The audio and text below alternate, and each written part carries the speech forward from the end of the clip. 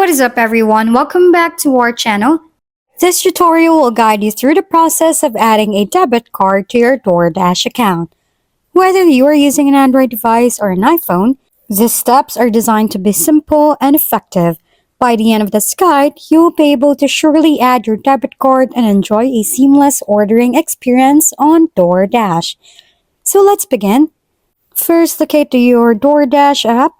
After you locate the DoorDash app, tap on it to open the app.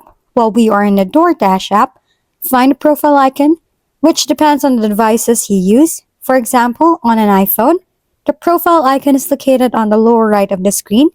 As you can see, mine is an Android, so mine is located at the top of the screen beside the notification icon.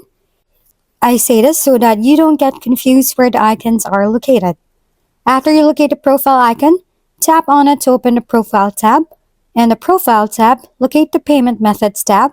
After you locate the Payment Methods tab, tap on it to open. In the Payment Methods tab, tap on the Credit or Debit Card tab on the Add Payment section. As you can see, this is where you need to enter card details. So all you have to do is fill up the details like the card number, expiration date, CVV and zip code.